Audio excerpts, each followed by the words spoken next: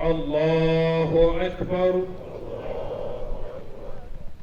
Pour les actes d'adoration qui ont lieu au cours du mois de Zulhijjah, dont le plus grand est l'accomplissement du Hajj. La légitimité de l'Aïd était une continuation de ce qui était lié à un remerciement à Allah subhanahu wa ta'ala pour les bénédictions qu'Allah subhanahu wa ta'ala a accordées à ses serviteurs et un honneur de Dieu à tous les musulmans en faisant pour eux la fin des bonnes actions le jour d'Arafat et de l'Aïd al-Adha.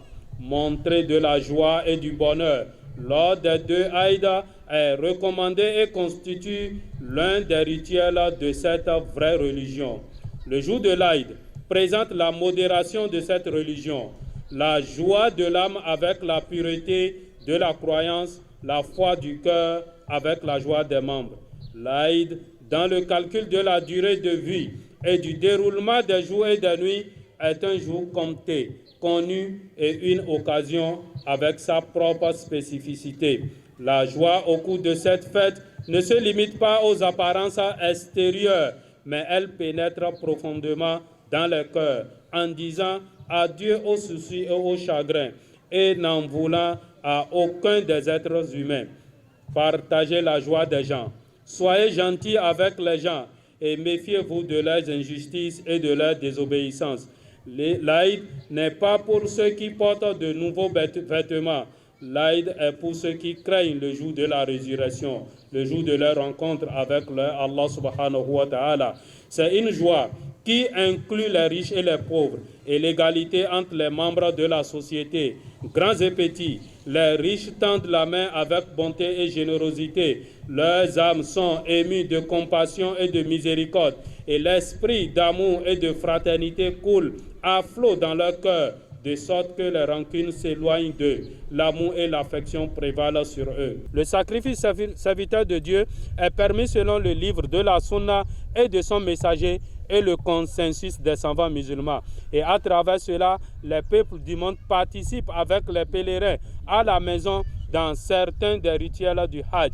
Les pèlerins se rapprochent d'Allah en sacrifiant des bêtes et les habitants du monde se rapprochent de lui en sacrifiant aussi des bêtes. Et cela est dû à la miséricorde d'Allah envers ses serviteurs.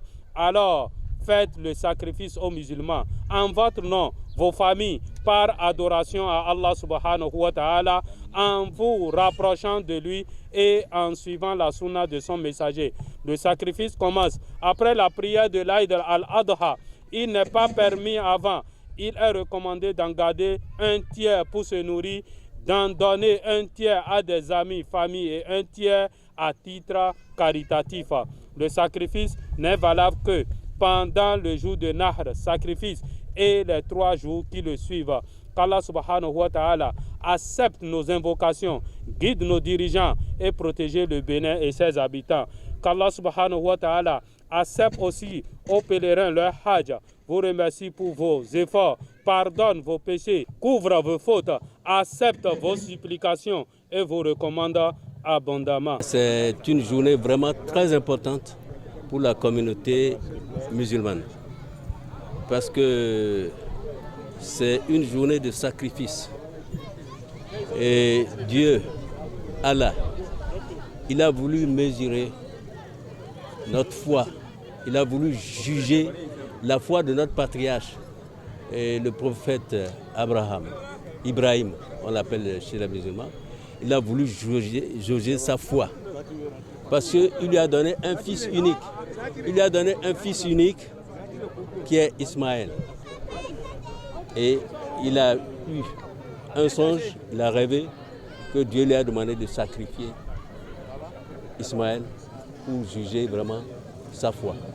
Ce qu'il a voulu faire, il a prêté et in extremis, à la dernière minute, Dieu a fait permuter l'enfant.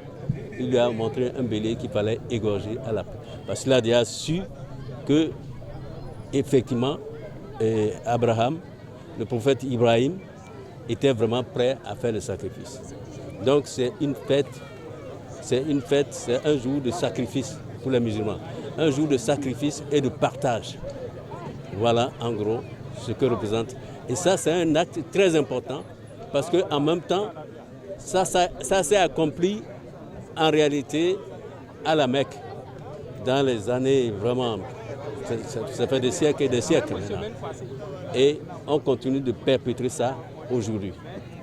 Voilà donc l'essentiel de cette fête-là. C'est une fête de partage où le musulman, après 10 jours de jeûne, il est récompensé par cette fête-là et il doit traduire l'immensité de sa foi à travers donc le sacrifice. Un bon musulman, il doit être exemplaire, il doit être le modèle, il doit être à l'image de notre prophète Mohammed sallallahu alayhi wa sallam. Mais nul n'est parfait. Il y a la modestie dans la religion. C'est une religion d'humilité, c'est une religion d'honnêteté. On ne doit pas tricher avec son voisin. On doit être un modèle. C'est ça le caractère du musulman. On ne doit pas nous retrouver après cette fête-là dans les mauvaises habitudes, dans les buvettes, dans des mauvais comportements. Ce n'est pas du tout l'idéal du musulman.